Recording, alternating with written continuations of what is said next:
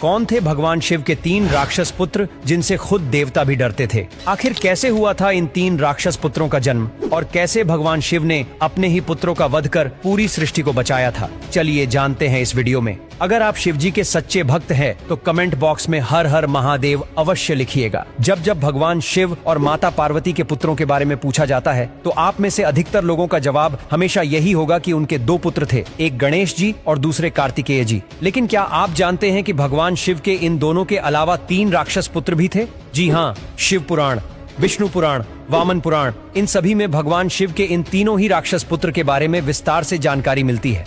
तो आखिर कैसे भगवान शिव के इन 3 राक्षस पुत्रों की उत्पत्ति हुई और आगे चलकर इनका क्या हुआ, तो चलिए विस्तार से जानते हैं।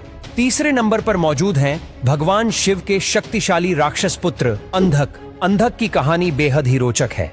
एक बार भगवान शिव और माता पार्वती घूमते घूमते काशी पहुंच गए। वहां पर भगवान शिव अपना मुख पूर्व दिशा की ओर करके बैठे थे। उसी दौरान माता पार्वती ने पीछे से भगवान शिव की दोनों आंखें बंद कर दी। ऐसा करने से पूरे संसार में अंधकार छा गया। सृष्टि को बचाने के लिए भगवान शिव ने अपनी तीसरी आंख खोल दी, जिससे पूरे संसार में रोशनी हो गई। लेकिन उसकी गर्मी से माता पार्वती और भगवान शिव दोनों को ही पसीना आ गया। जब पसीने की बूंदें धरती पर पड़ी तो उनसे एक बालक की उत्पत्ति हुई। उस बालक का मुख बड़ा ही भयानक था। उस बालक को देखकर माता पार्वती डर गई। तब भगवान शिव ने उन्हें बताया कि ये उनका ही पुत्र है जो उस पसीने के कारण उत्पन्न हुआ है और अंधकार में उत्पन्न होने के कारण उस बालक का नाम अंधक रखा गया।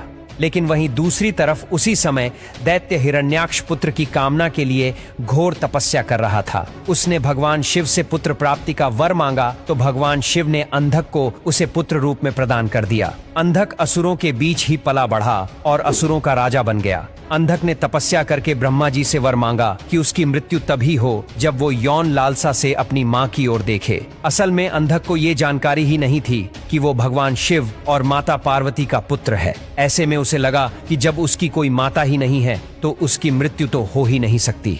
अंधक का वरदान प्राप्त करने के बाद तीनों लोगों पर विजय प्राप्त करने लगा।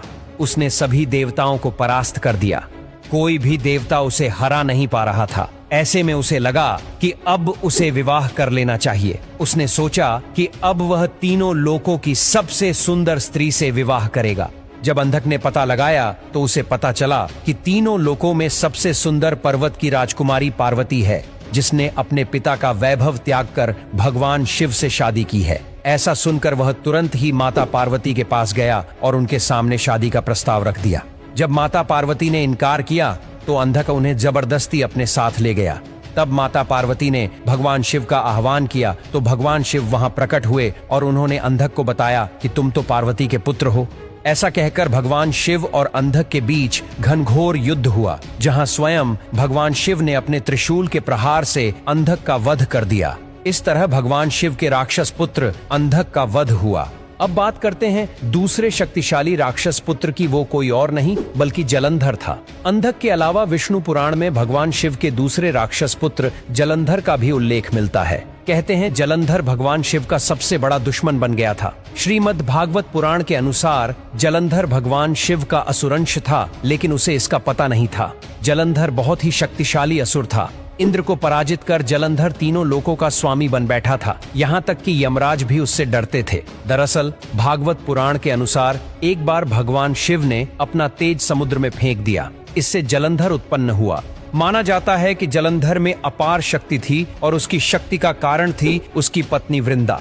वृंदा के पतिव्रत धर्म के कारण सभी देवी देवता मिलकर भी जलंधर को पराजित नहीं कर पा रहे थे। जलंधर को इससे अपने शक्तिशाली होने का अभिमान हो गया। वो वृंदा के पतिव्रत धर्म की अवहेलना करके देवताओं के विरुद्ध कार्य कर उनकी स्त्रियों को सताने लगा। जलंधर को मालूम था कि ब्रह्मांड में सबसे शक्तिशाली कोई है तो वो है देवों के देव महादेव। जलंधर ने खुद को सर्वशक्तिमान रूप में स्थापित करने के लिए पहले इंद्र को परास्त किया और उसके बाद त्रिलोकधारी बन गया। इसके बाद उसने विष्णु लोक पर आक्रमण किया। जलंधर ने विष्णु जी को परास्त करके देवी लक्ष्मी को विष्णु से छीन लेने की योजना बनाई। इसके चलते उसने वैकुंठ पर आक्रमण कर दिया।